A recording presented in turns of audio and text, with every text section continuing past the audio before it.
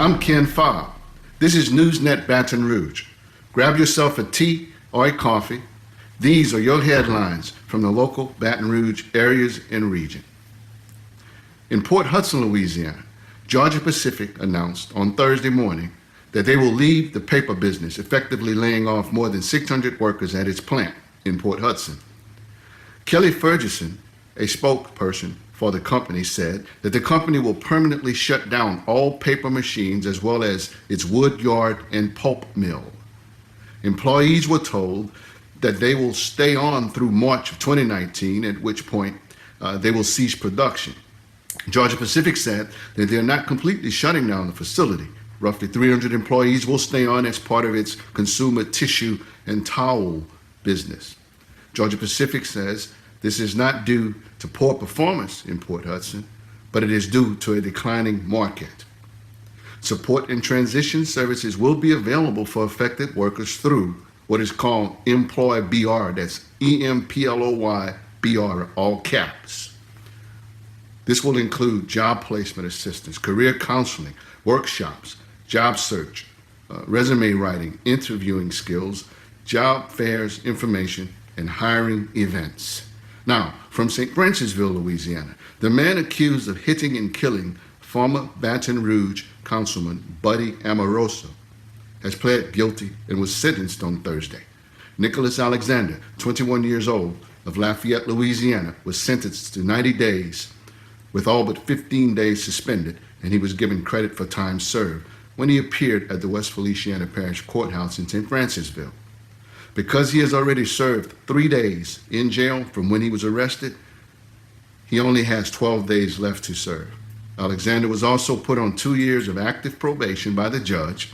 He's required to take the driver's education course. He's required to get a GED, and he cannot have contact with either of the affected families. But that wasn't all. The story continues.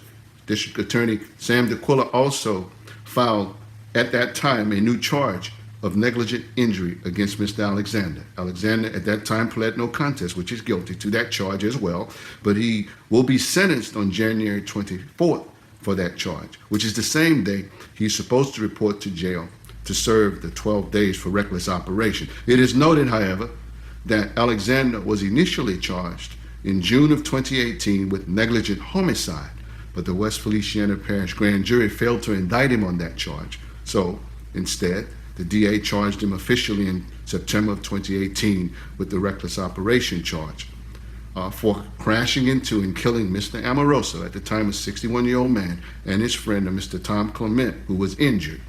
They were riding their bicycles on LA Highway 66, west of Louisiana Highway 61 in St. Francisville, and Alexander hit them with his SUV. Now, in Baton Rouge, Oscar Lozada has been indicted for the 2011 killing of his wife, a former Bruley High School teacher named Sylvianne Fink Lozada. Authorities say that he confessed to killing her in 2011 before he fled to his home country in Venezuela with their young daughter. He was indicted on Thursday on a second-degree murder charge. Lozada, who is 43, later moved to Mexico in 2016, but he was arrested there in 2018, in September of 2018, and then was extradited back here to Louisiana. Now, the body or the remains of his wife have yet to be found or recovered. After Sylvianne Lozada was reported missing in July of 2011, investigators found blood in the garage of the couple's Baton Rouge home off of Bluebonnet Boulevard in 3 spots, including 3 walls and the ceiling, according to the arrest warrant. Now, these blood samples were confirmed to belong to his wife. The couple's daughter, Angelina, is now 12 years old, and she's living with her mother's family in the country of Belgium, her mother's home country. Sheriff Sid Gautreaux, therefore, has confirmed that Oscar Alberto Lozada was indicted by an East Baton Rouge Parish grand jury, and this case has been assigned to State District Judge Trudy White. These have been your headlines from NewsNet Baton Rouge. I'm Ken Fobb, and I look forward to seeing you next time.